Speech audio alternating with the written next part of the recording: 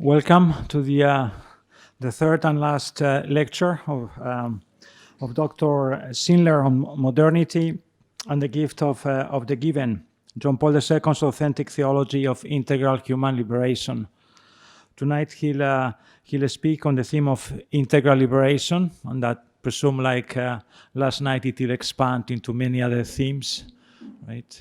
He said that he's more comfortable with questions, so we'll also have, after the hour-long lecture, ample time for questions. We'll take questions here from the floor from all of you who have a question, and then also those who are watching the lectures online. Just as you know, subscribe to the YouTube channel and write your question to mrice@johnpaul2i.edu. Then we'll take it. After the questions, I'll take a couple of minutes for two brief announcements. Thank you very much.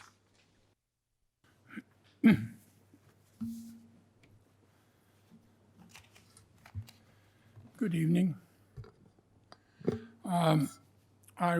So my theme, what I sort of indicated that a couple of times in the course of these lectures. What I want to do tonight is to sort of explore a bit the relationship between John Paul II's, some of the implications about how we understand American society, John Paul II's authentic theology of integral human liberation against the backdrop of liberal societies. And I will, just not to be redundant, I will sometimes use the term liberalism or liberal societies or America. But I understand America to be a paradigm of liberalism. I mean, a lot of reasons for that. It seems to me, the simplest and most basic reason is its history and its Protestant roots. That liberal cultures on the continent have a backdrop of a kind of Catholicism and a different approach to government and so on. I mean, many qualifiers have to be added there, but so I think America is to me a paradigm, and then with its influence throughout the world. I mean, increasingly, I think that's the case. Okay. And what I want to do, this is an enormous topic, and what I want to do first is begin with a standard definition, but a good one, of integralism. Integralism in politics is the principle that the Catholic faith should be the basis of public law and public policy within civil society, wherever the preponderance of Catholics within that society makes this possible. Integralists uphold the 1864 definition of Pope Pius IX in Quanta Cura, that the religious neutrality of the civil power cannot be embraced as an ideal, and the doctrine of Leo XIII in Immortale Dei on the religious obligations of states. So those two. This traditional doctrine, Catholic doctrine on the moral duty of men and societies toward the true religion and toward the one Church of Christ, was professed intact. It's in the text of Dignitatis Humanae. That responsibility, there's still a duty for all societies to tend toward the true religion and the Church of Christ. That was, again, in Dignitatis Humanae. Integralists, therefore, do not accept the repudiation often associated with the Council of this Constantinian age of civilly established Catholicism, so where the faith explicitly influences the civil institutions of society. I mentioned that last night in connection with the work of Father Spadaro.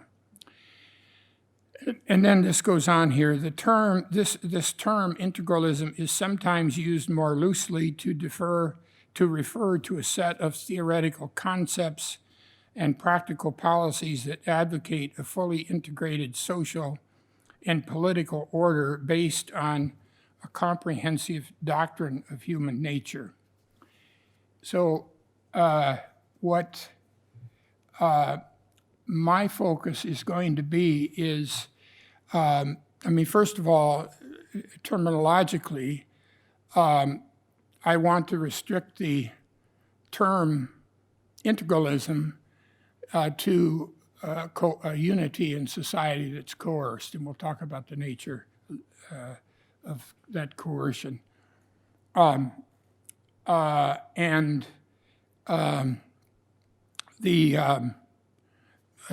Excuse me, I lost my,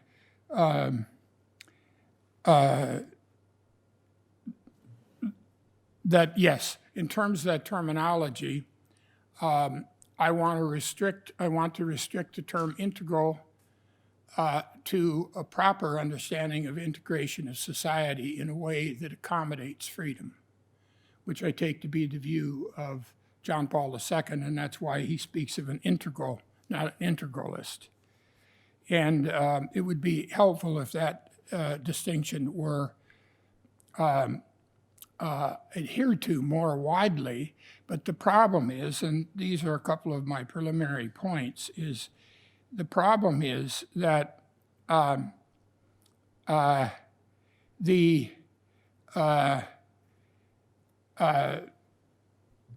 in liberal society, what we have to see, and this will be my focus, there are two problems that sort of emerge here. One is,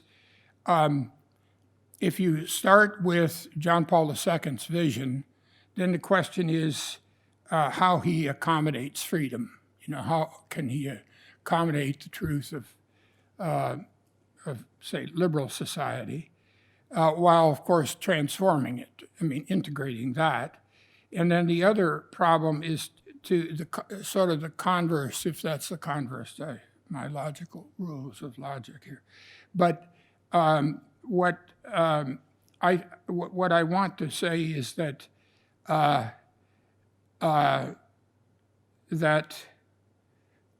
liberalism, on the other hand,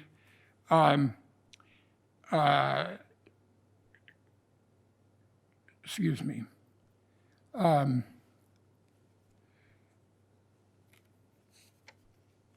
that in fact, what's endemic to liberal societies is that the claim of neutrality embeds a doctrine that's false. Okay, and on the other hand, John Paul II's his view of truth regarding being the human being God, his view of truth he takes to accommodate everything that is needed in a liberal society that's good, which is essentially its freedom. So there are 2 points that we could follow, and I'm more interested in examining liberalism. So, in other words, how liberalism, in fact, implies the contrary, implies a false doctrine. A liberal society is guided by assumptions that imply a false doctrine. It's not neutral. That's the point of focus. So and there'll be lots of implications regarding John Paul II's sense of how this vision of truth, very clear vision of truth, liberates. And that's I take that as, fundamentally important. I mean, that was the purpose of his work, but that won't be my emphasis. My emphasis will be then twofold, is to show that liberalism, in its appeal to freedom, in its efforts in just obvious ways it appeals to freedom, is not neutral anthropologically, metaphysically, or theologically. But in fact, it implies a doctrine, A, and B, the doctrine is false. So it implies a false ontology, anthropology, and theology. So you see those 2 points in the point of my entry, okay? And what I want to say about it's the fundamental point that I want to make here is that that if we don't, that the problem of integralism is in the first instance a problem regarding the truth, regarding ontological, anthropological, theological truth. Obviously, that is the role of the political power is enormous, but there's still a question of meaning. What is it that's being enforced, and what's guiding the enforcement and the nature of the enforcement? My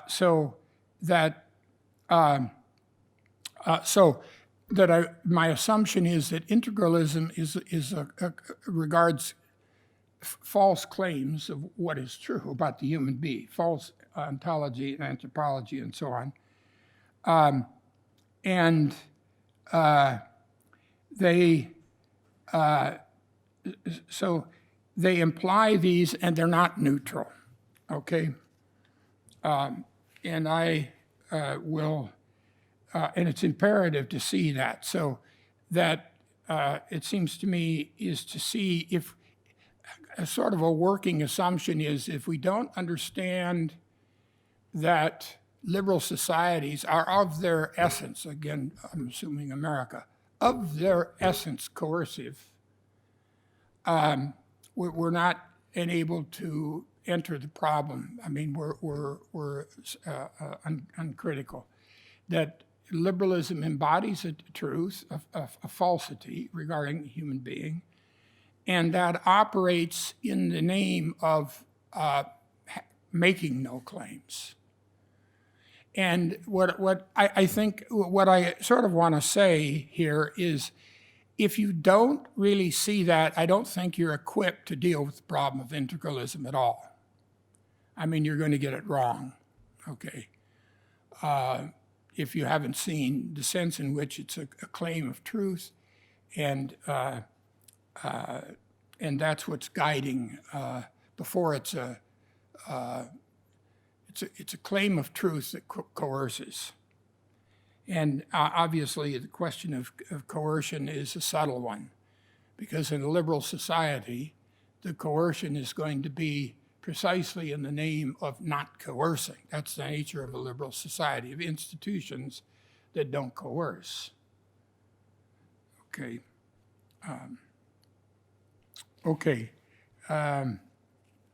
So I take it for granted that John Paul II's vision of the human being, ontology, anthropology, theology, liberates. And the 7 elements that I indicated in terms of his theology of gift, okay, that liberates, and in a way that accommodates in principle the fact of freedom, human freedom. And on the contrary, liberal society operates in a form of closure to claims of truth, which in fact hiddenly embed claims of truth which coerce and hiddenly coerce. So it's a really different. So I'm saying in the end that John Paul II's vision is rooted in a truth that frees, and liberal societies, in the name of no truth, backdoor visions of the human being and reality and so on that enslave. Okay, that's the strong the structure of what I mean to argue. Okay, I think that's, and if you don't see those points, it seems to me, then we'd have to settle those points before we can talk about integralism. So to go back to that original definition, we're not talking in the first instance of the thing of whether there's an overt political power. I mean, the question of political power is built in here because by implication there will be some political power, and it's either going to liberate or assist in enslaving, okay? But what I mean by the term, the second meaning, which I will identify with John Paul II's integral, not integralist, which is a set of theoretical concepts. I would use a bit different language. That advocate in practical policies that advocate a fully integrated social and political order based on a comprehensive doctrine of human nature. Again, the source of my difference. So I'm saying I want to say John Paul II affirms that. But, a large part of my claim, and really the force of the first point, holds only if we see the sense in which liberalism hiddenly integrates. That's so. Again, to put it another way, liberal society coerces a unity in society in the name of complete openness or procedural openness. And John Paul II, on the other hand, affirms truth, all these truths, but precisely in the service of genuinely liberating all human beings. So it's an interesting contrast, and it has, it's something that we encounter. It's sort of paradoxical because it runs fundamentally counter to the assumptions of our culture, okay? But if we don't get to this point, the discussion is fruitless. It's bound to be fruitless. Because the point here is not to defend integralism, it's to defend the integral human liberation. And that could be done only on the basis of what is really true, okay? Okay, so let me just read some text here. In response to a discussion regarding his very interesting book, Before Church and State, a study of, and unfortunately, I'm not going to take into account a lot of the contemporary discussion. As you know, there's much contemporary discussion. I want to make this systematic point in the context I just indicated, John Paul II and liberal societies. So in response to a discussion regarding his excellent book, Before Church and State, a study of social order in the sacramental kingdom of St. Louis IX, Andrew Willard Jones states the following, quote, "The medieval order was precisely not integralist in the sense of the modern confessional state," that's my addition there, "because neither the state nor the church as modernity understands them existed. Instead, 13th century France was ordered according to a different theology and anthropology, within which the temporal and the spiritual were dynamically and sacramentally interrelated, manifested in a social space known as the peace, that bore little resemblance to modern states, confessional or otherwise. However, if what is meant by integralism is simply the conviction that regardless of particular historical constructions, social order as human has in its very nature both spiritual and temporal elements that cannot be coherently divorced from each other, then my work can be seen as integralist. Yet such an integralism is not asserting that society ought to be integral, but rather that it is integral. The question then being, which integral society is best? This book by Professor Jones, and in particular his positive sense of an integral social order, I believe is quite consistent with what John Paul II implies in his authentic theology of integral human liberation. Jones says that every society is integral, and the question thus becomes that of ascertaining which integral society is best. I agree, if I have understood him properly, up to a point, but I would, for my purposes, prefer to rephrase this slightly in light of the argument of these lectures. When Jones says that every society is integral, I would say instead that every society bears a unity indeed that I think is best conceived, as he does, finally in ontological, anthropological, and theological terms, even if these are not fully or explicitly articulated.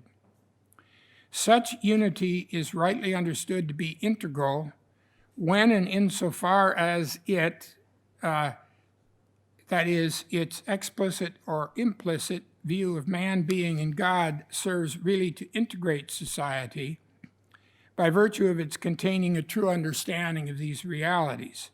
On the other hand, when and insofar as a society's explicit or implied view regarding being man and God is false, what we have is not an integral society, but on the contrary, a society that is integralist.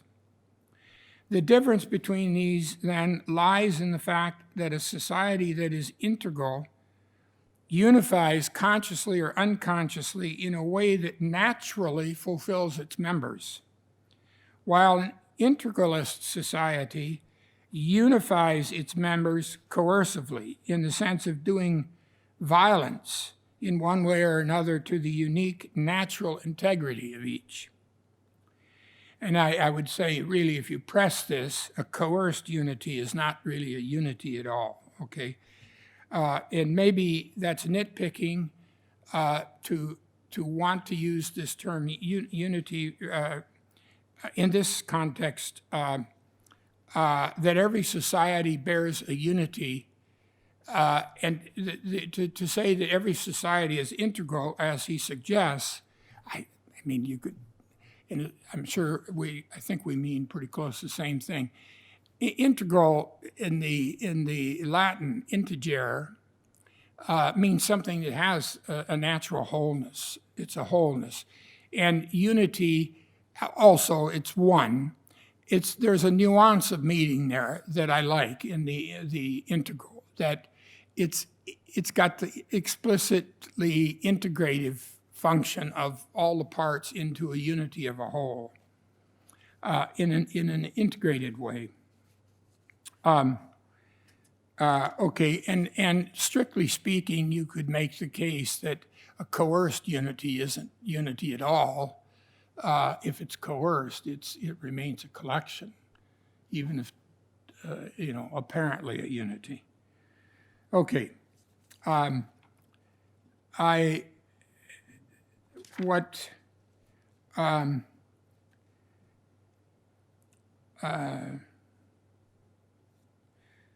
So we move then to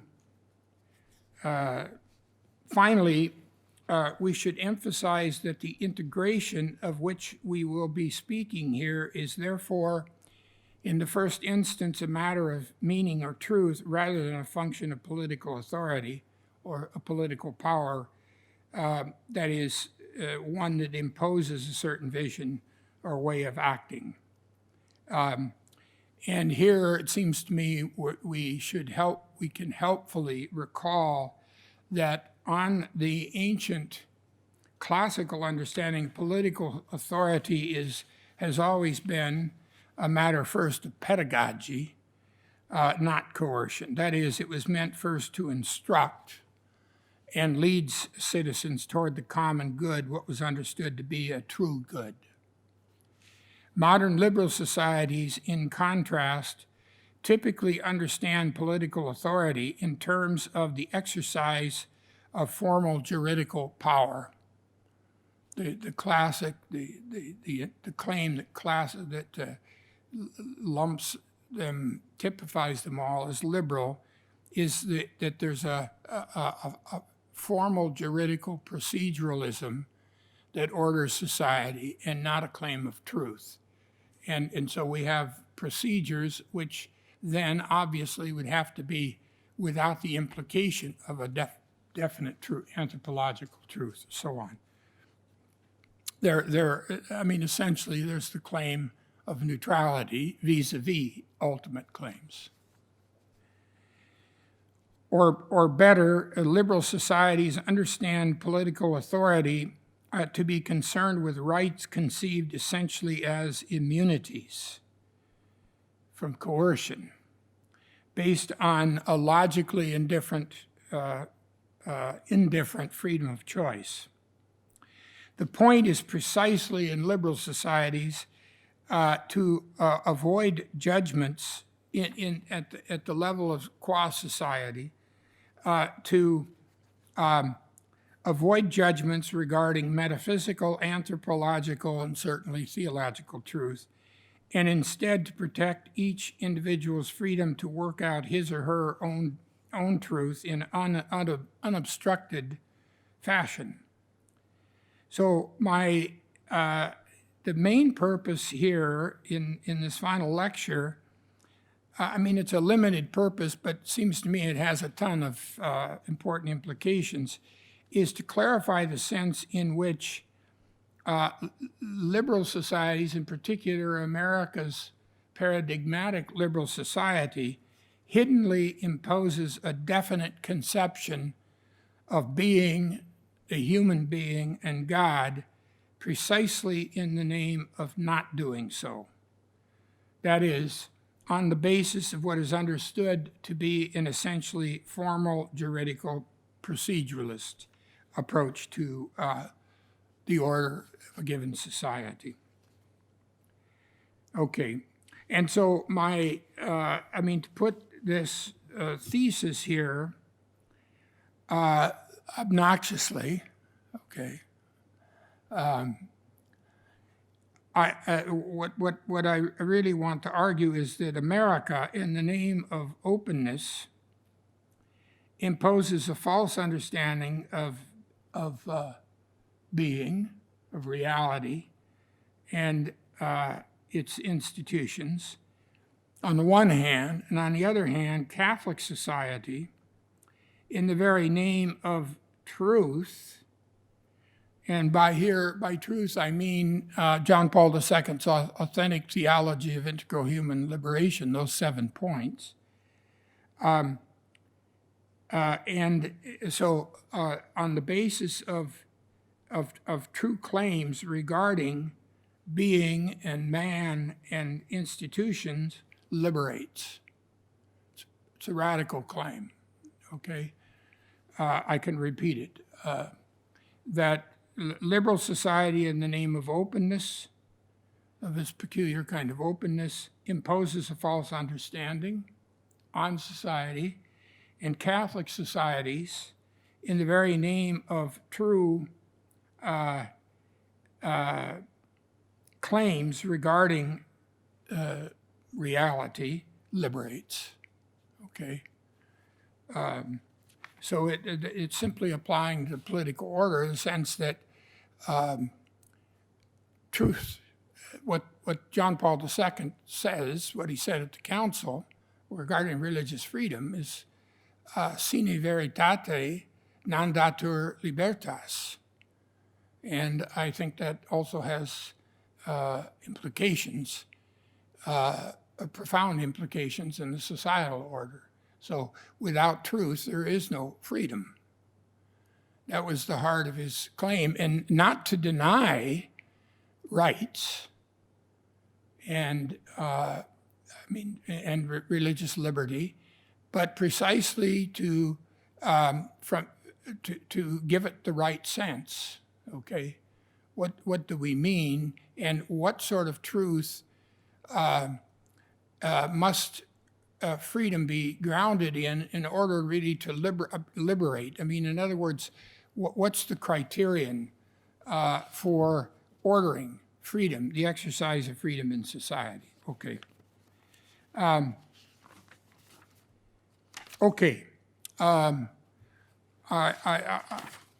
I'm almost tempted to stop there and start taking some questions, argument, but I want to say, about another 35, 40 minutes worth of things here defending that proposal. And I want to keep emphasizing that John Paul II is that what he understands by the truth, he understands to liberate human beings also politically. I mean, that's fundamental.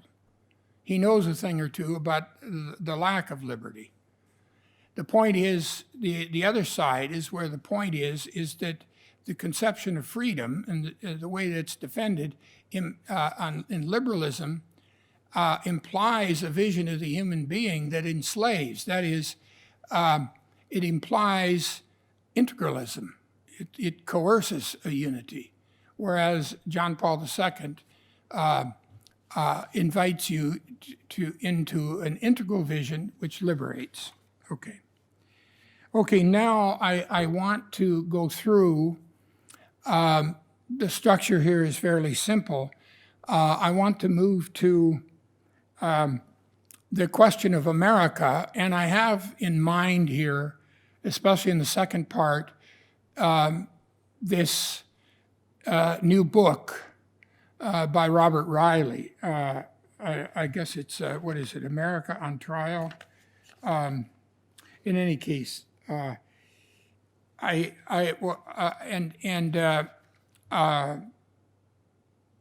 the way he makes the defense of the liberal order, okay, he gives a defense. So I'm presupposing that, especially in the, it's been done by other people, but it's the most recent.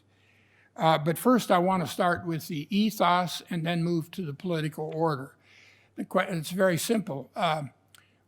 Is there an understanding of the human being operative in America? Okay, that's the first. And then secondly, what is it that political freedom liberates in America?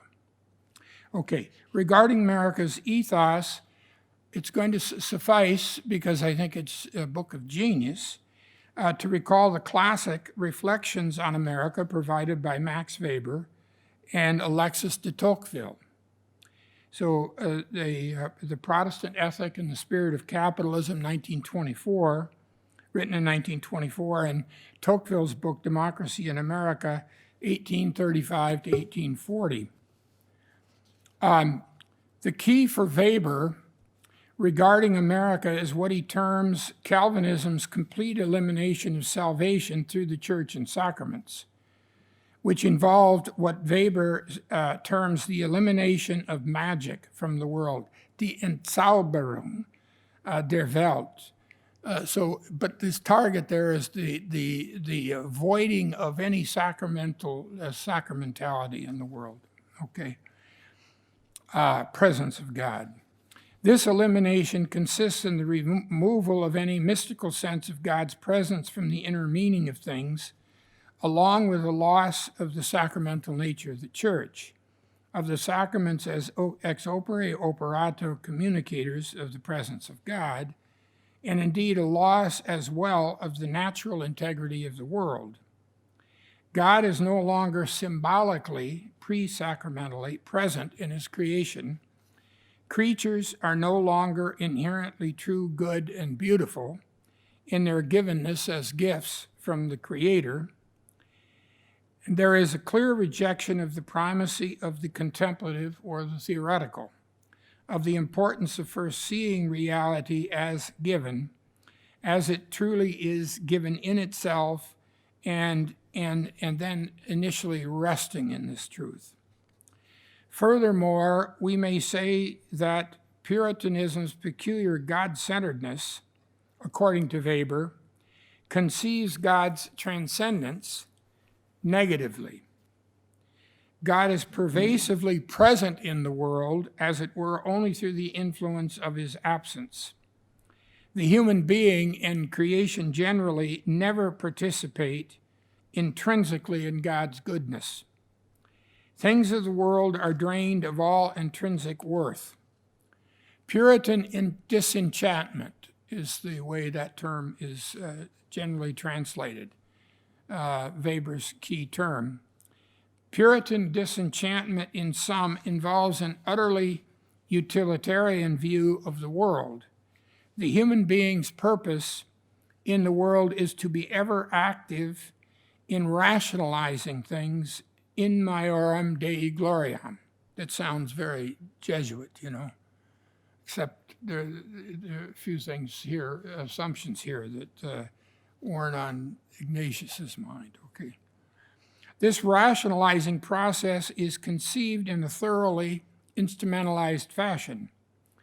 Nothing in the cosmos really bears goodness, save as until and unless it's rationalized via the power of human activity.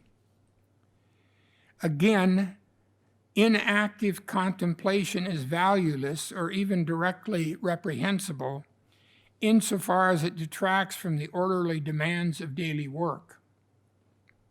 What gives glory to God, in a word, is the incessantly active performance of God's will in one's worldly calling. And one always has to make the shift there, that this incessant activity doesn't cause God's favor. It's a sign of his God already having bestowed his favor in the form of predestination. It's crucial to see that. Okay, it's not hard. Eventually it becomes sort of poisoned by wealth. Okay, we'll get to that momentarily. But in the beginning, it's got a religious purpose, motivation here, order. It is, of course, important to see that the Puritan ethos, as described by Weber, persists in America even when over time the strength of Puritan piety wanes. Pious Americans and secularized Americans continue to occupy largely the same cultural space, insofar as they both presume a distant God who is most effectively present in and to the world in his absence, and insofar as they consequently approach the things of the world most basically as apt for rationalization, which means instrumentalizing them thoroughly. If not any longer as a sign for the religiously inclined of God's imputed favor, then in the interest of enhancing comfort and advancing the human estate.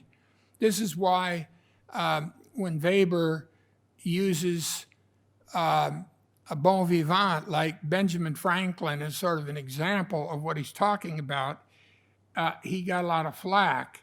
And his point was simply, he was a secularized Puritan. So when he said time is money, that was not a matter, he wasn't worried about predestination. he was worried about money, okay? Instrumentalizing for the purpose of enhancing wealth. Tocqueville then, and I'll be brief here, but a central quotation which I think is really a fundamental one. He says regarding the character or the form of thought in America, and I quote, the Americans have no philosophical school of their own. Without ever having taken the trouble to define the rules of a philosophical method, they are in possession of one, common to the whole people. To evade the bondage of system and habit, of family maxims, class opinions, to accept tradition only as a means of information and existing facts, only as a lesson used in doing otherwise and doing better, to seek the reason of things for oneself, to tend to results without being bound to means, and to aim at the substance through the form. Such are the principal characteristics of what Tocqueville says I shall call the philosophical method of the Americans.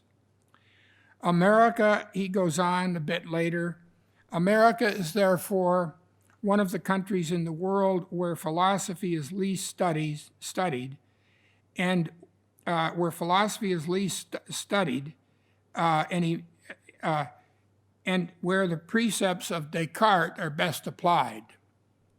Nor is this surprising. The Americans do not read Descartes because their social condition deters them from speculative studies. But they follow his maxims because this very social condition naturally disposes their understanding to adopt them. In the midst of the continual movement which agitates a democratic community, the tie which unites one generation to another is relaxed or broken. Every man readily loses the trace of the ideas of his forefathers and takes no care about them. You can see without much commentary how much these visions converge. I mean, the Puritanism, but then the Cartesianism with Descartes, you have its share in the modernity. That is, you abstract, it's the self, and it's sort of neutrally, begins logically neutrally, and then controls reality, and putting it to control, which means control it, coerce it into a meaning that has clarity and distinctness, which means some form of mechanism to understand it, okay? So in that sense, there's still a rationalizing and instrumentalizing going on that they're both talking about, seems to me. It's very important. They're reinforcing each other, I think, in important ways. So my purpose in citing these texts is from Weber and Tocqueville is to indicate the classic understanding of America's ethos. Their descriptions seem to me to reveal a clean rejection or the contrary of the 7 affirmations that we have claimed to be central to John Paul II's authentic theology of integral human liberation. That is, the American ethos described in the work of Weber and Tocqueville rests on a denial of the fundamentality of the given as gift, of what the tradition understands as the transcendentally given truth, goodness, and beauty of all creatures, of the primacy of the contemplative or theoretical act of first seeing things as they are in their original givenness, of affirming the God implied in every act of human consciousness and desire, and see God in his generosity. And you could go on to the supernatural there, I mean, the other claims. That it's a Protestant, it's a Puritan Protestant ethos, or a secularized Puritan ethos, which is deeply at odds with the Catholic vision. Okay, it's important, and it seems to me to see the provenance of that. Okay. So the summary point of the foregoing for our purposes is simply this, that the defining assumptions of American culture lie in the denial of being as gift, in John Paul II's sense, and I would say with the implication of all 7 elements, it affirms the contrary. It's not neutral, but it's got 7 affirmations, being regarding the being as gift, the transcendentals, and ultimately a sacramental church, and so forth. That we could talk more about that, the fiat, the sacramental church, and faith in the Chalcedonian Christ. Again, I haven't wanted to get into that because it opens up a distinct set of questions, but it seems to me important to do that, to see that the comprehensive vision implies all the way through the contrary on all 7 points of John Paul II's vision, in my opinion. Okay, so the summary point, let's see. I started to read it, I think, but the summary point of the foregoing for our purpose then is simply this, that within the defining assumptions of American culture lies a denial of being as gift in John Paul II's sense, and its replacement with a contrary vision of the cosmos as apt for the instrumentalized power exercised by human being as a sign of being favored by God and predestined to salvation. This human rationalization, originally undertaken for these pious purposes, eventually under the pressure of secularization, was engaged for profitable, productive, wealth-earning purposes. This original neutrality of things in themselves absorbed increasingly into rationalization for secular goals, implies rejection or the contrary of the 7 points that I have noted above as characteristic of the vision of John Paul II, and lying at the heart of his authentic theology of integral human liberation. I mean, a needed part of my task here is to show how there's an exclusion, there's the affirmation of the contrary of, it excludes the 7 points of John Paul II's, but it seems to me, on the other side, the sense of the human being and freedom that John Paul II's authentic theology can accommodate the integrity of all of those, which will involve a transformation relative to the liberal understanding, but can protect or secure, I think, more adequately than liberalism can, the very things that liberalism wants to affirm. But that's not my focus here, but that's my assumption. And that's a task that needs to be done. My focus is rather in the other direction, as I've said. Okay, in this sense, that's the integralism. Now, what I want then, secondly, so that's sort of the ethos, the general assumptions about the human being, but I want to then focus in on, because it's a very important question of specifically the main institutions in society, I mean, I suppose especially political authority. And here I turn explicitly to the book by Riley, America on Trial, A Defense of the Founding. He strongly defends, in that book, he strongly defends a view of America rooted in the laws of nature and nature's God, and in insisting on the coincidence of American principles with those of the Western Christian political tradition. Riley appeals to the judgment of John Courtney Murray a number of times in the book, So I'm going to focus on that. I mean, it'd be easy to make it in terms of Jefferson, but I want to make it, a Catholic version, so to speak, on the relevant points here. Murray, he says, Riley says, thought that the life of man and in society under government is founded on truths, on a certain body of objective truths, universal in its import, accessible to the reason of man, definable, defensible. If this view ever weakened and became obscure, Murray says, the guardianship of the original American consensus based on the Western heritage would have passed to the Catholic community, within which the heritage was elaborated long before America was.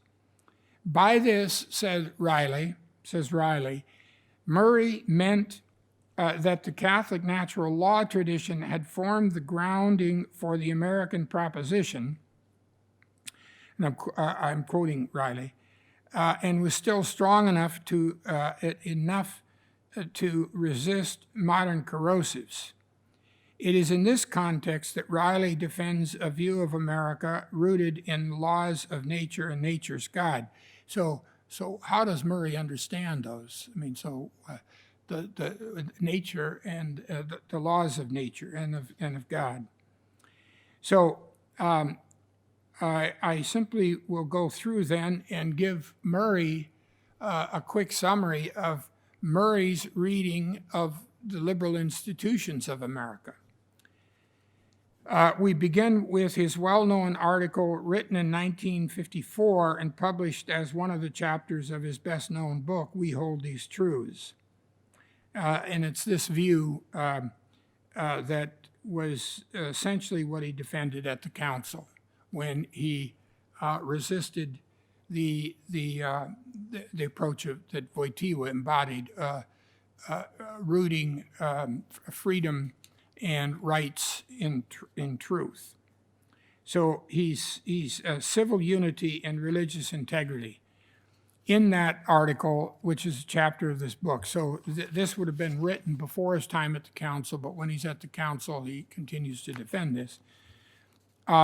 Murray insists that when dealing with the question of religion in a pluralistic society, such as he takes America to be, he takes that to be its characteristic, fundamental characteristic, is its pluralism.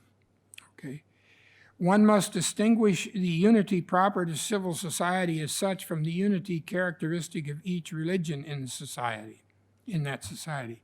Murray states that each of these subsists in its own order, quote, and that civil unity must be conceived in a way that respects the integrity of each religion.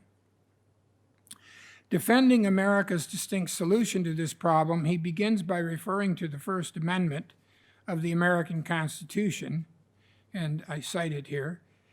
Congress shall make no law respecting an establishment of religion or prohibiting the free exercise thereof. Employing Edmund Burke's language of prejudice, by which he means here simply prejudgment, Murray says that America adopts what he, Murray, terms the method of freedom, and thereby the prejudice in favor of a government of limited powers. The hallmark of Murray's argument lies in his well-known distinction between what he terms articles of peace and articles of faith. Articles of faith, he says, are a matter of law, not dogma. They have no religious content. They answer none of the eternal questions with regard to the nature of truth and freedom or the manner in which the spiritual order of man's life is to be organized or not organized. They are invested only with the rationality that attaches to the law. Rationality is the highest value of law. In a word, he says they are not articles of faith, but articles of peace. And I'll go on here and elaborate what does he mean by that. But the basic thing, that may be a quaint argument, but by articles of peace, he means neutral with respect to any claims of truth about the human being, reality, God. And articles of faith would mean explicit truth, reliance on truths about reality, the human being, God. The problem, then, Murray says, is that the interpreters who take them to be articles of faith fall into three camps. First, those who see in them certain Protestant religious tenets. Second, those who find in them certain ultimate suppositions of secular liberalism. And third, those who seem to combine both of the above in what he calls secularizing Protestantism. Murray himself, therefore, resolves this debate by appealing to his well-known distinction between articles of peace and articles of faith. Considering a series of questions that might be put to the interpretation of the First Amendment, he sums up with two. So he poses this question: is the no establishment clause a piece of ecclesiology, and is the free exercise clause a piece of religious philosophy?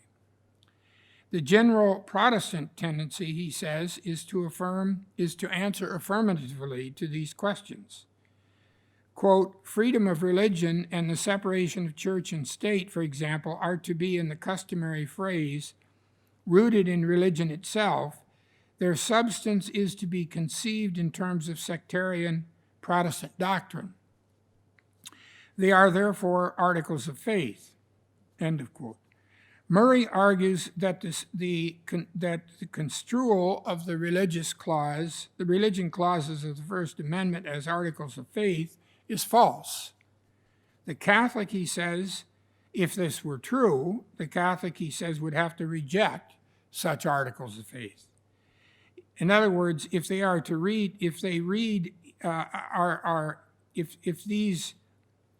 articles of if they're understood as faith and they're read into the First Amendment, then a Catholic necessarily would have to become a dissenter in America with respect to such meaning. Indeed, Murray says such an interpretation would imply that a religious test had been read into the First Amendment of the American Constitution, which the latter was designed precisely to reject.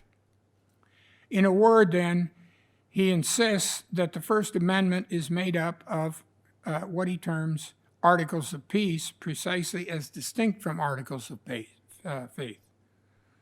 Okay. The heart of Murray's approach, then, is to bracket questions of truth. The First Amendment rejects articles of faith in favor of articles of peace,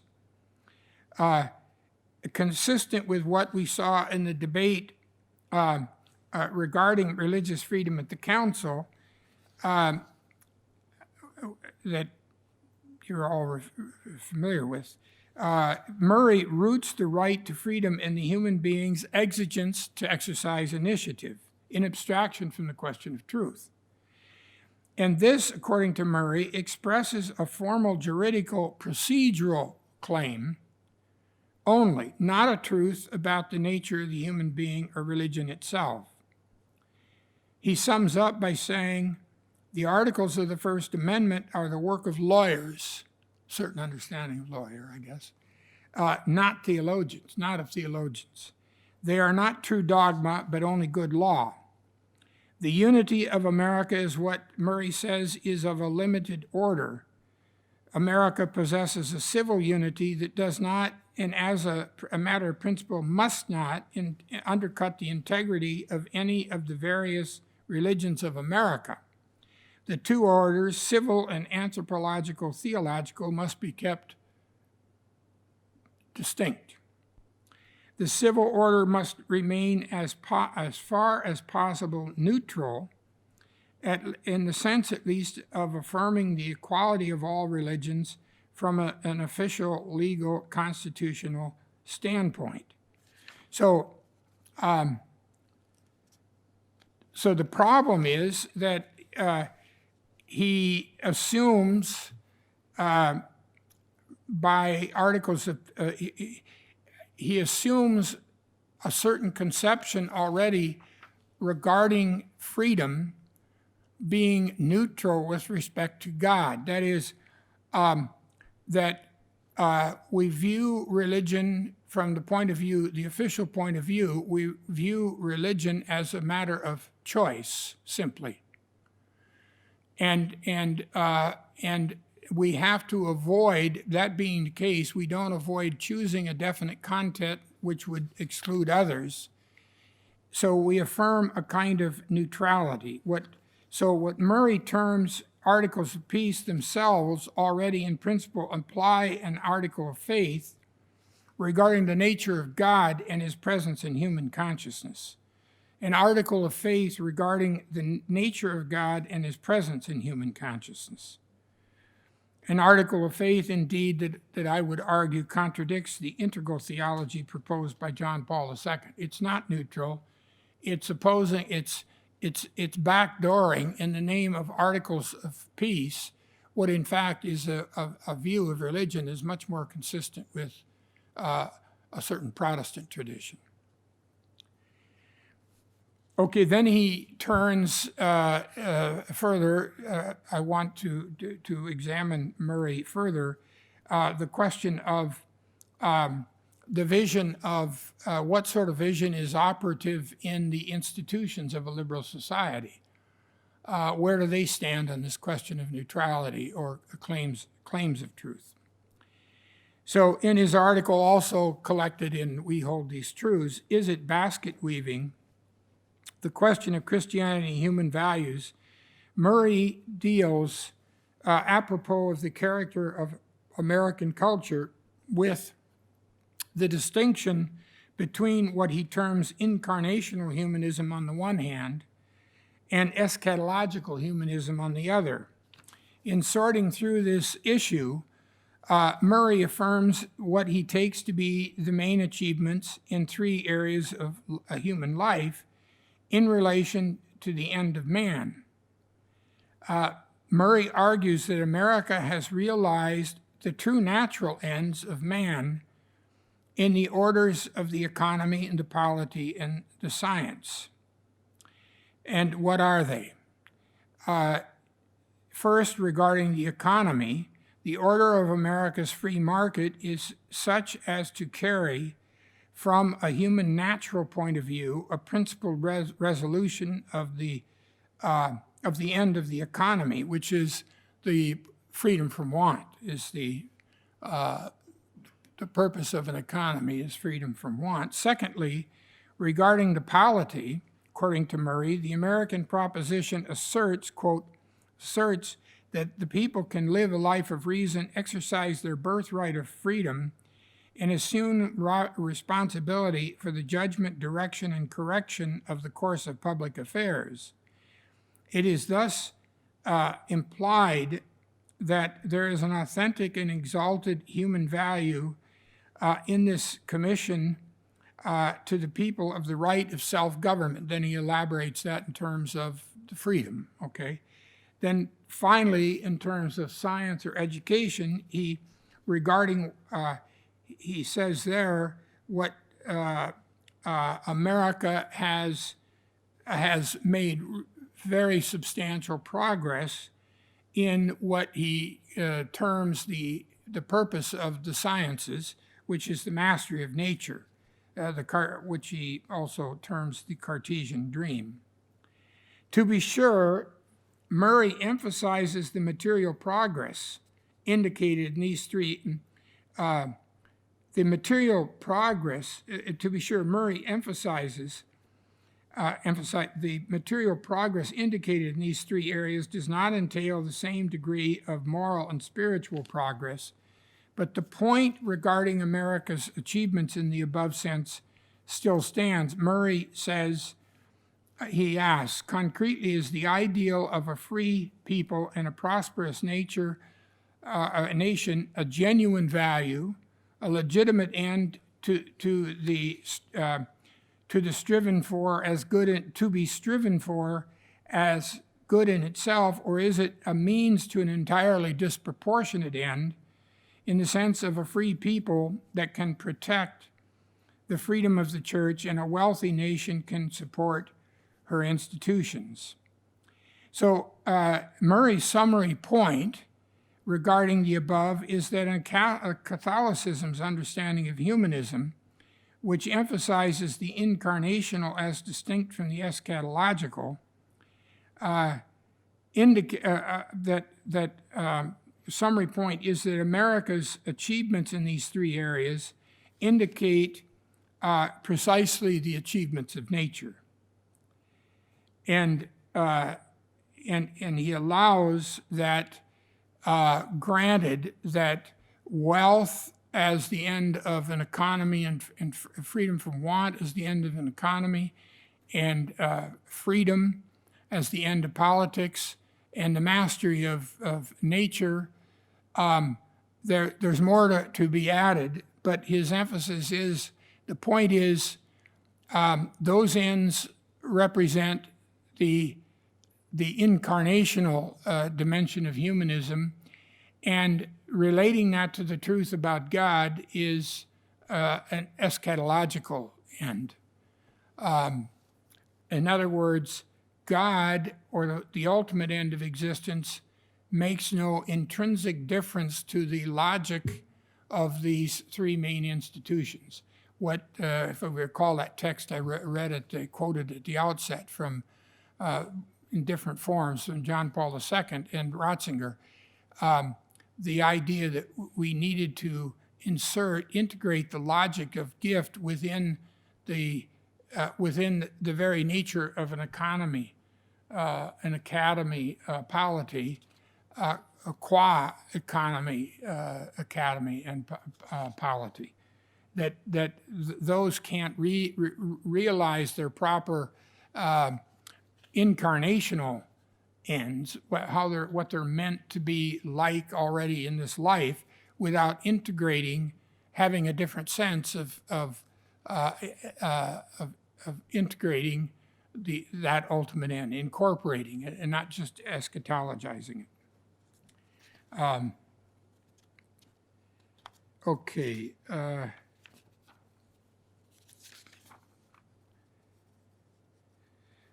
The problem then is that these statements regarding nature and natural laws conceived by Murray and by Riley following Murray, or insofar as he follows Murray, abstract from the ever implicit knowledge and love of God, and indeed from the reality of what is implied in the recognition that in God we live and move and have our being. They abstract from what the Church's Compendium of Social Doctrine refers to as the human being's constitutive relation to God. And what the language in terms of Wojtyła seems to me what we call the esse creaturae, which is at once ad esse deum and ab esse deo, and so on. Okay. So in conclusion then, it seems to me the key is to see that liberal societies, America, are not neutral with respect to how best or most properly to understand being, man, and God. On the contrary, the American constitutional order rests upon just such an understanding. America rests not on no version of truth regarding these realities, but on a version that embodies implicitly the contrary of the ancient classical vision renewed in John Paul II's authentic theology of integral human liberation. Rest, that is, on the contrary of the 7 points we have identified as central in John Paul II's theology.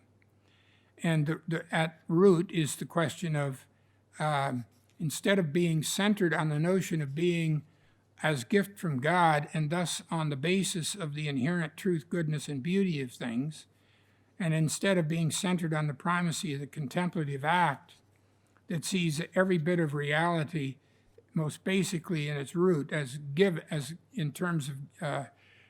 its root as given from as a gift from God. The criticism here is radical, but I want to emphasize the 2 points I want to emphasize is, on the one hand, the non-neutrality of liberalism. I mean, that's kind of a banal assertion, but what specifically is this vision, and it seems to me the vision that operates, that mediates the claim to freedom in liberal society is the contrary of these 7 points of John Paul II.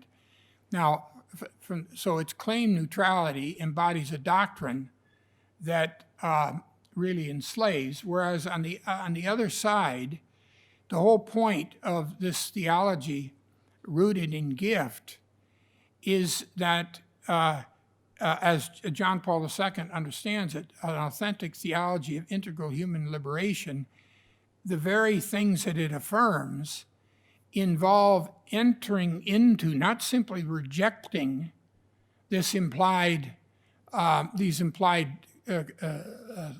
claims of liberalism, but entering into them and being expanded and deepened by them, notably freedom, equality, and so forth. That the whole vision is to look at, to rehabilitate the whole of reality, and that second point is absolutely crucial. So even though this liberal conception by implication entails a clear denial of the Catholic vision, I mean, it's just, that is seen to be integralist.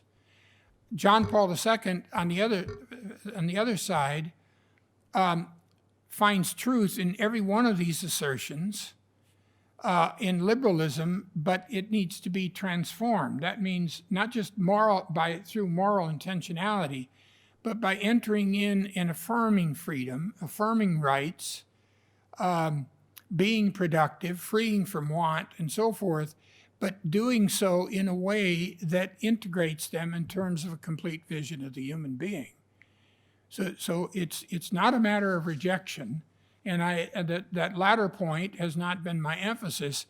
To me, the reason I choose the first emphasis is that this claim seems to me to be absolutely pervasive in our culture. I mean, the air you breathe is that liberal societies, the genius of liberal societies, is you can do and think whatever you want, and within a context of respecting rights and so forth, but that's the genius.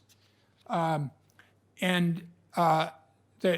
problem is what I've pointed out, that's a kind of integralism.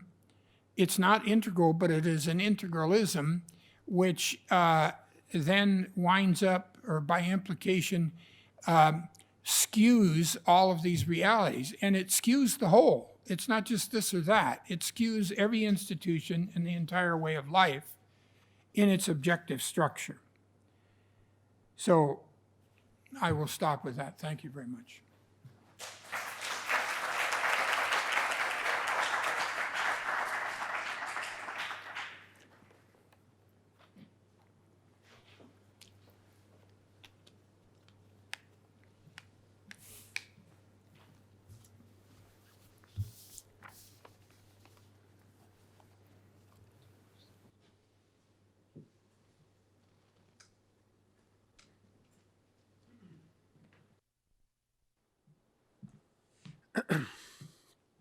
There are two objections that came to my mind. Objection to they are not objections to your point, of course, but to possible criticisms. One is this one. These are criticisms that were made to me when I was making a point similar to yours. So I'm interested to know your answers. So the first one is, which America are you talking about?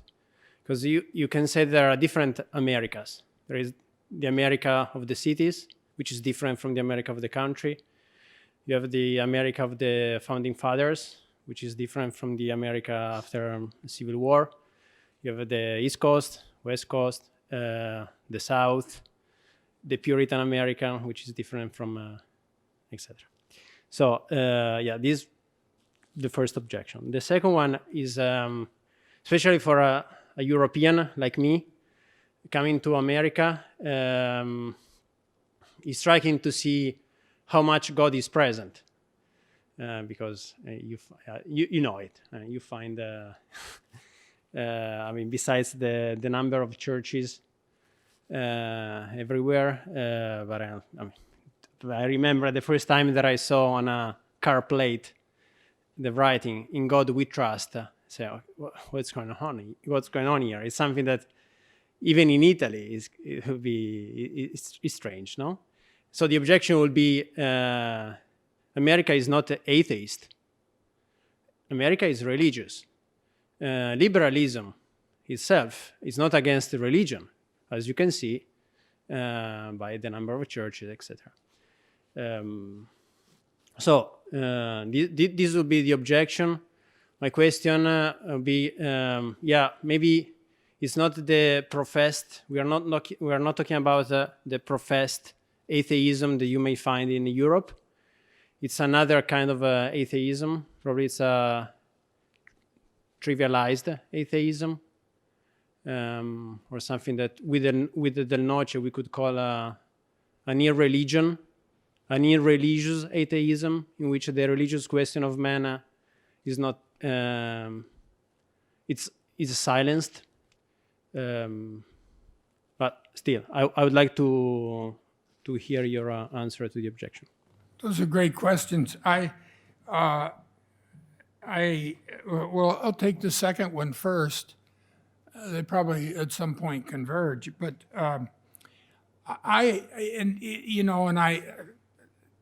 there's so many things here that I telescope to certain thing and generalized and so on. There were qualifiers have to be made, but what I said in earlier lectures holds here, that I think the argument that America is inveterately religious absolutely is consistent with my claim here, okay? Once you make the proper qualification, and the qualification is that the religiosity is informed in a tradition which is already problematic. I mean, that still doesn't get to the point. To sort of put it in its basic terms, it's a distinction. There's a disjunction. What I was talking about yesterday, this understanding of the human being that somehow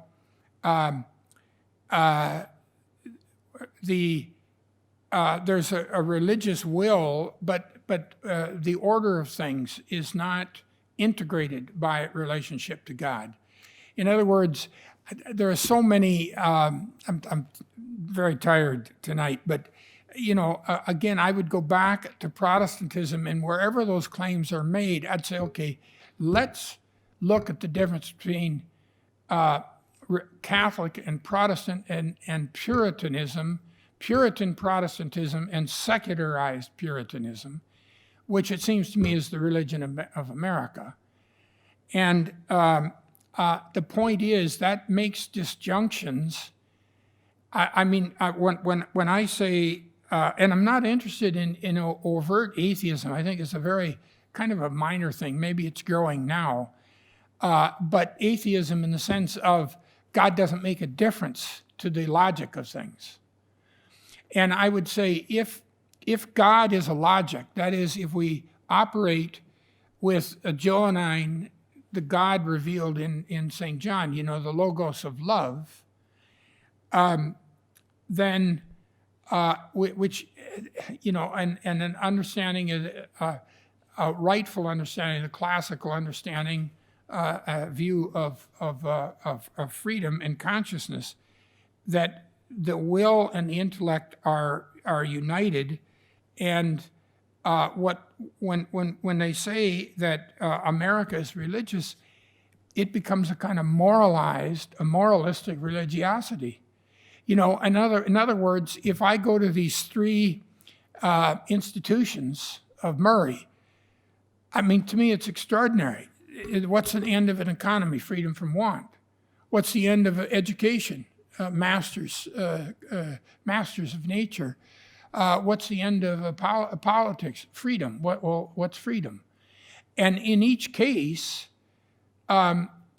he's got a liberal understanding of those goals. In other words, that are It's not religious as a matter of the order of love. If I'm not expressing it succinctly here, but America, that's I'll just stay with that. America has an abundant religious intentionality. It's all over the place. But the order of an economy, the order of it makes no difference to the order of the order of the institutions of society. In other words, what do these religions do? Well, you go to work and you make, profit, right? And you talk about freedom and rights in the politics, and then your understanding of religion comes in as a motivating factor, or an act of a voluntaristic conception of faith comes in and wants to put things to good use. I'm repeating myself, but the key point I would rest is that simply is not, America is not inherently religious as a matter of the order of man, the order of being, and the order of God. It's not religious in that sense. It's religious in a moralistic manner.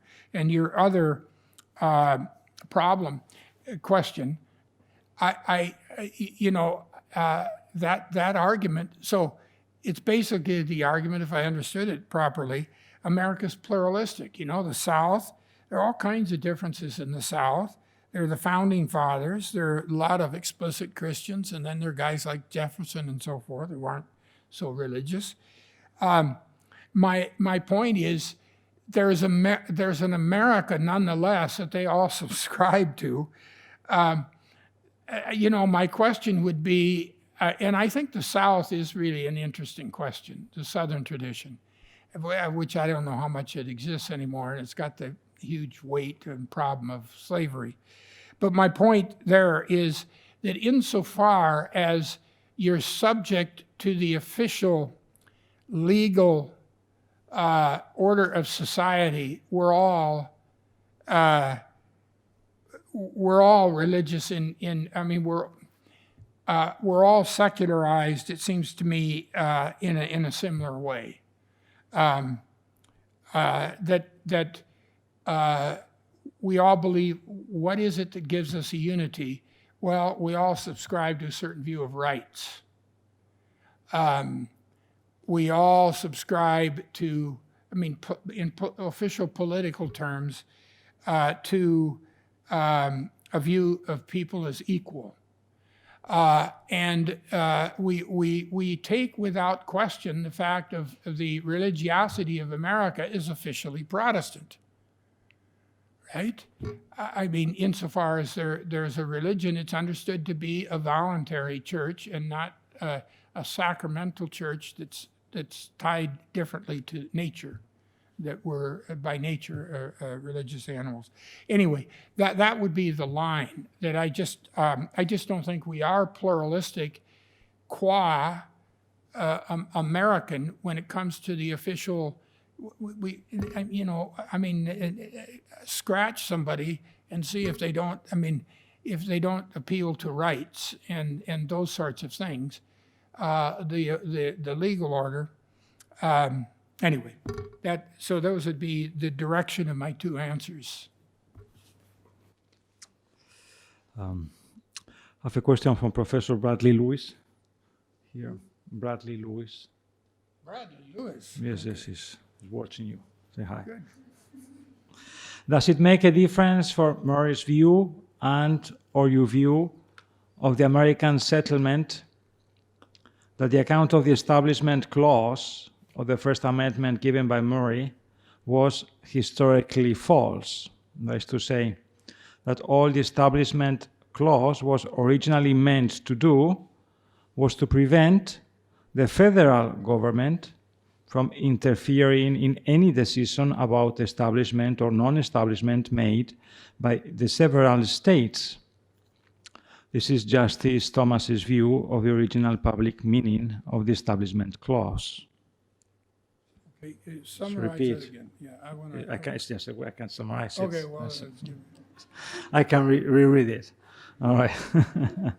Does it make a difference for Murray's view or your view of the American settlement that the account of the Establishment Clause of the First Amendment given by Murray was historically false? That is to say that all the Establishment Clause was originally meant to do was to prevent the federal government from interfering in any decision about establishment or non-establishment made by the several states. Yeah, I mean, the line of my response to that would be that even if that's a false reading by Murray, the argument that I'd still want to make is that there is something you could identify as an approach to the nature of God and the nature of religion in America, which is qua American tends to be Protestant and secularized Protestant. And in other words, specifically, I think it's not accidental to the development, and this would take a lot of conversation here. It's not, I momentarily lost my thought, or my train there. In the heart of America, there's a voluntary church. There's not a sacramental church. And I'd want to, and people, even, it doesn't mean you are, people are prejudiced against you because you hold this Catholic view. The point is that for all purposes of legal purposes, your religion and God will be treated as a voluntary matter, not as an issue bearing on the nature of the human being, but as so the church is voluntary, not something that's rooted in the nature of the human being. And then the question would be, what does that imply in terms of the nature of religiosity? I think we're just fraught with a Protestant view of a church as voluntary. And if you don't believe that, then the question is, does that make any difference? Anyway.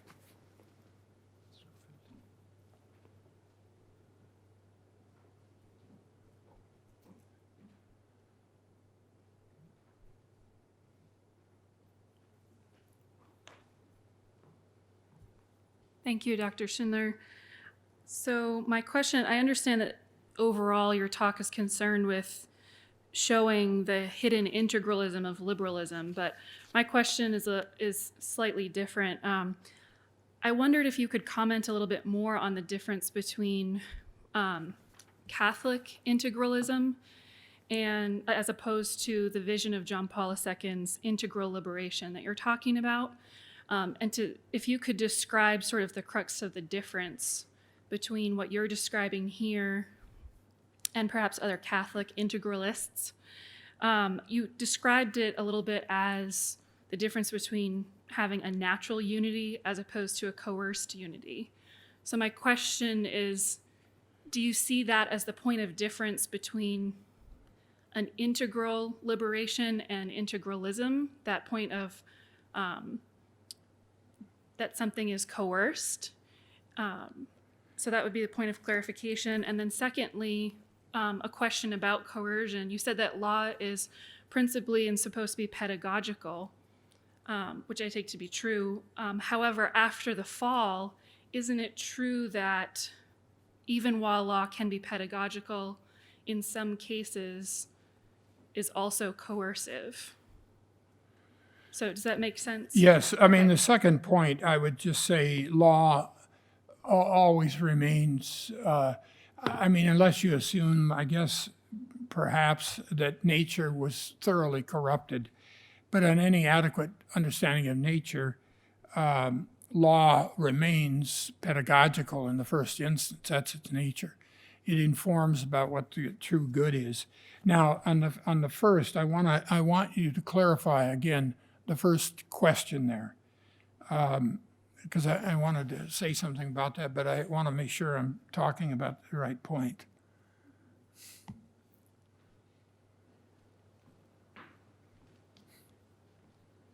Yeah, sorry. You said at the beginning that John Paul II, in your view, is integral but not integralist. And I wanted to understand more the distinction between those two terms. And particularly, perhaps some Catholic integralists' perspective on the role of law being more a question of juridical power as opposed to the vision of John Paul II and natural unity that you're trying to unfold. Okay, thank you. Yes, there are people in this room I know have read more about the current debate, but just thematically consistent with the position here in John Paul II, I would argue that the problem with Catholic integralism is, it seems to me, they really have not integrated the intrinsic good of freedom.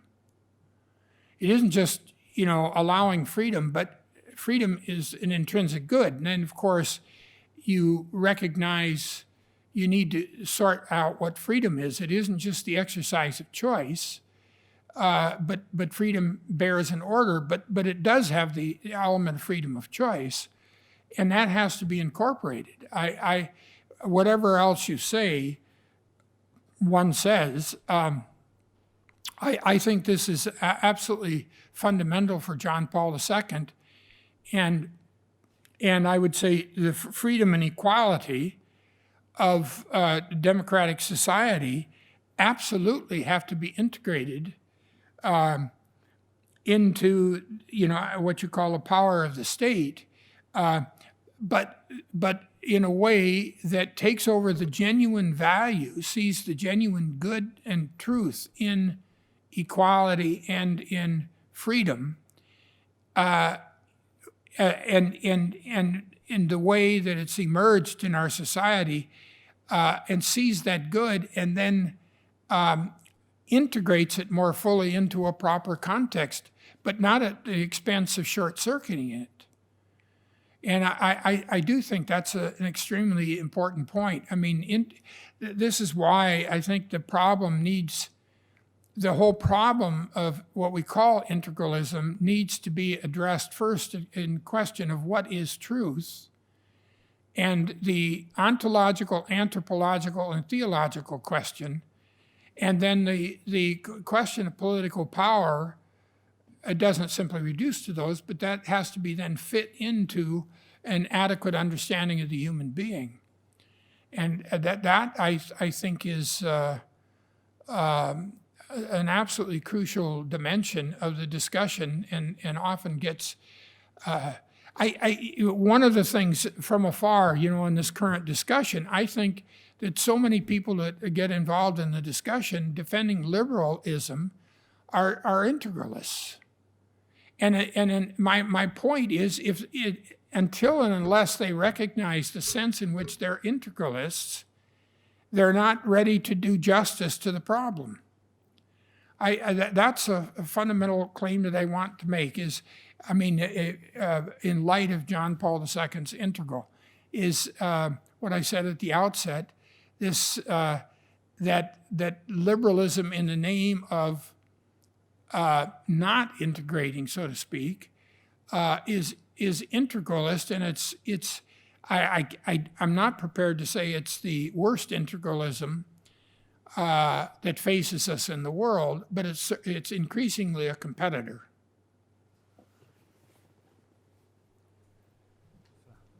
Somewhat related question from Mr. McFarlane.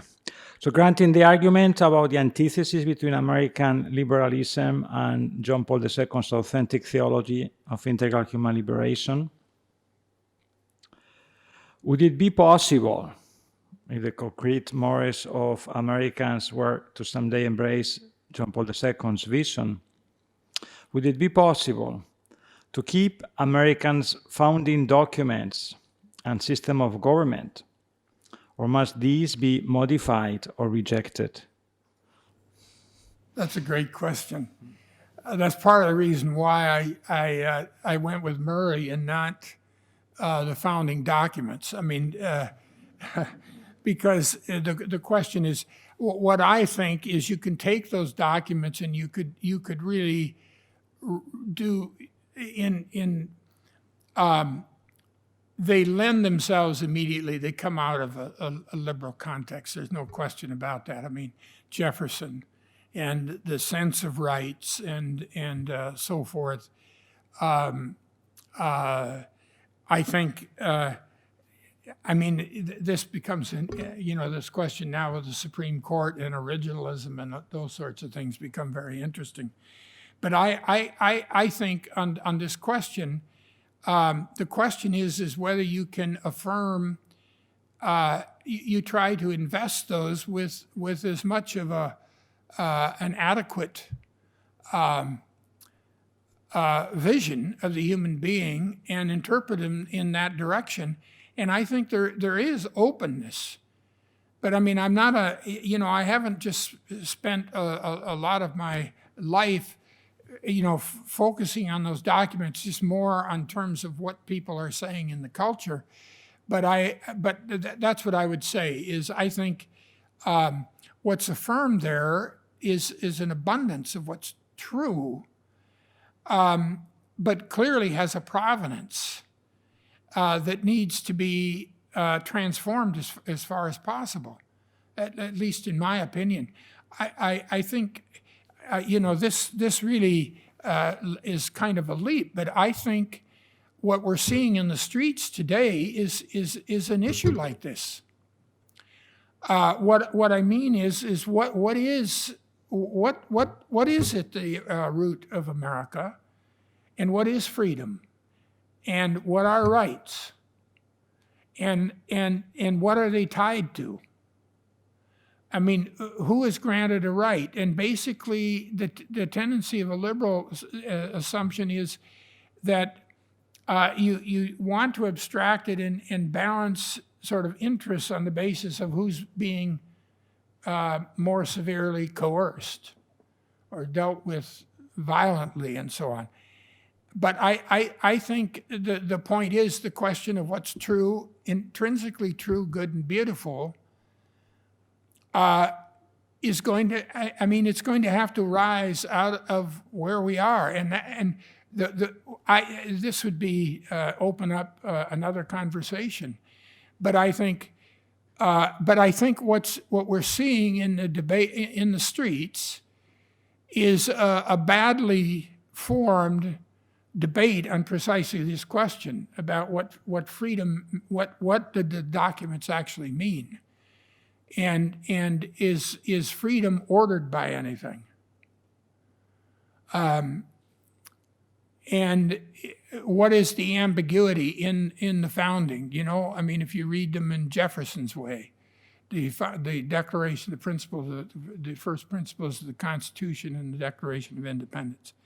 Now, so that doesn't say a whole lot, but I think that's what the debate is about today, because I do think that what is happening is the unraveling of a certain reading of the founding. It's not just contradicting the founding. Whether it's the right reading of the founding, okay, that would be something that needs to be sorted out. But it's not simply contradicting the principles embedded in the founding. I would say at least that much. And we see it's a pretty serious matter, because the principle of simply I have a right that's not tied to anything but agency is inherently nihilistic, right? Is it the order of, okay, each person is a center of power and we've got to balance the interests? If that's the only criterion, it seems to me you have nothing that prevents you logically from ending up in the streets. Okay, because the point is, in the end, the exercise of power instrumentally. It seems to me. It seems to me if you take, but I'm sort of getting into deep waters here. I suspect would open up a vigorous debate. But at least I think we need to raise that, pose that question with awareness of some of these issues. Mr. Sigon.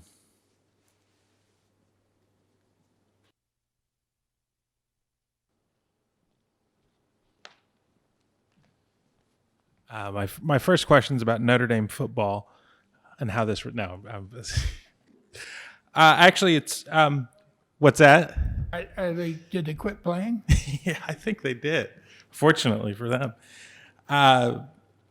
there's been a lot of discussion recently about Senator Dianne Feinstein's quote to Amy Coney Barrett about the dogma living loudly within you, and you mentioned originalism early, and I was more struck by Judge Barrett's response, which was to say that her faith would not influence the way she viewed the law and her application of the law. And I asked this question because you mentioned originalism and how to explore originalism in relation to this. How does Judge Barrett's understanding of the law and faith relate to your description of the sort of inherent essence of liberalism?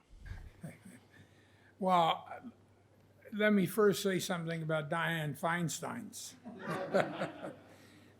The problem is, I mean, again, the sort of orthodoxy of America raises its ugly head. It seems to me that the relevance of the issues here on the table, they're quite evident in an assertion like that of Dianne Feinstein. And I'm sorry if this is a trivial point. I think it's not. But the assumption is that there's a kind of orthodoxy which isn't coming in from outside, and that would be a certain liberal reading of the founding documents. In other words, it's the vision that's informed by a certain claim of neutrality of the liberal version of things. Okay. Again, if I weren't so tired, I would elaborate that. But I want to. The point is, there's no way to correct that sort of comment without opening up the question and realizing that there's an assumption that if faith is private, that's okay if it doesn't influence anything. I mean, but that isn't neutral. That's operating with an inadequate understanding of what a human being is, and how faith of some sort is operative.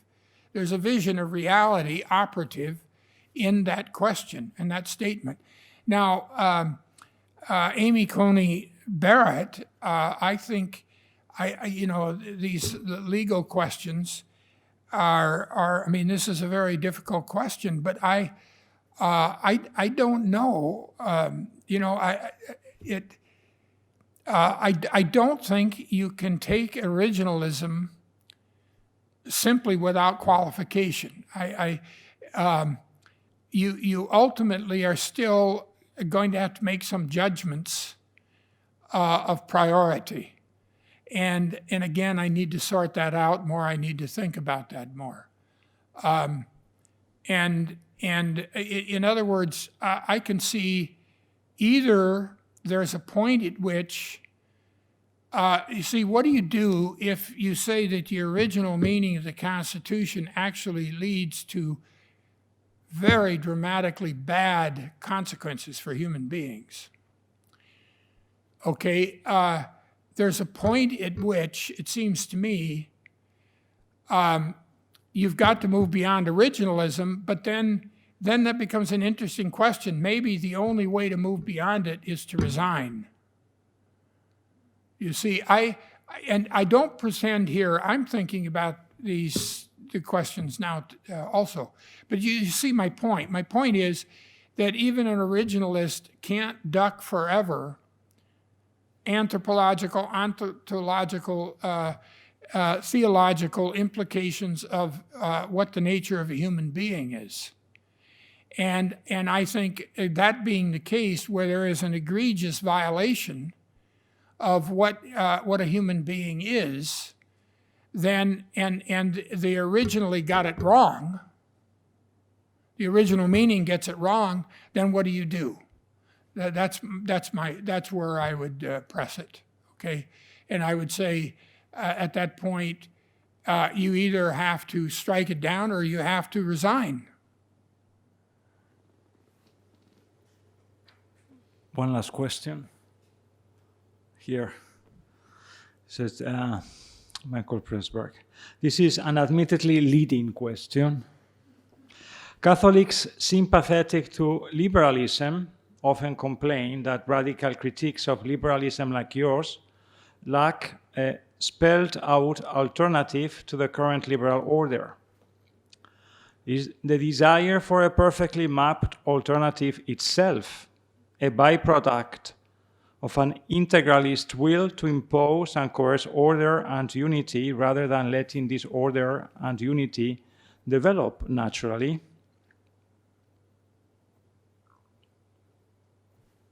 So is the desire for a perfectly mapped alternative itself a byproduct of an integralist will to impose and coerce order and unity rather than letting this order and unity develop naturally? If I understood, I would say, first of all, over and over and over again, we have to recognize non-neutrality. In other words, the liberal order is integralist. It embeds a doctrine. I mean, that we can argue about that. I think that's can't be denied. So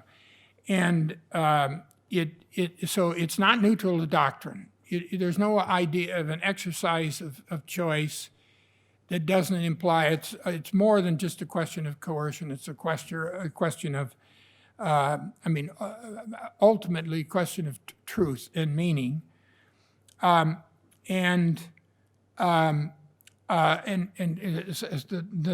second point I wanted to make, can you refresh my memory on that?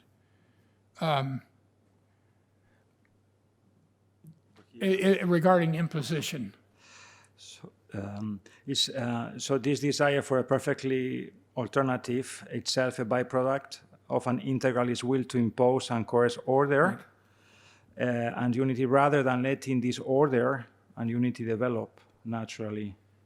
That's the question. That it's not a matter of imposing. It's a matter of convincing, and then being subject to the consequences of law. I mean, it's not just.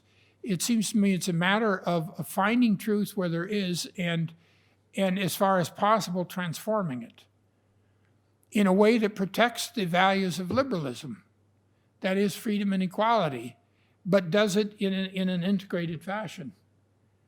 So the idea of simply coercing, I think no, it's a question of you can't deny the truth, and you don't. As far as possible, you integrate the truth of a liberal society as far as you can inside these new. I can affirm the intrinsic worth of the freedom, exercise of freedom, of every human being, absolutely. But then at a certain point, the question of order is going to emerge. But it's not a matter of imposition. That's a second question. You may have to go to prison for it, or you may have to resign from the Supreme Court while making your case. Right? I mean, I think that always has to be. I don't know what it would mean to try to impose. Impose. You can use, the courts and so on, but that's not an imposition. So on. Anyway.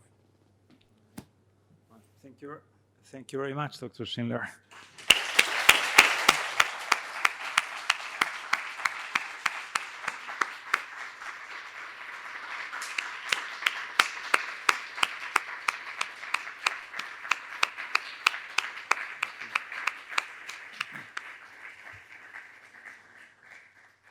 as I mentioned at the beginning of the lectures, these three themes of which Dr. Schindler has spoken will be published eventually as soon as we get the full manuscript by soon. It's almost done, as you can see. Very soon, no doubt.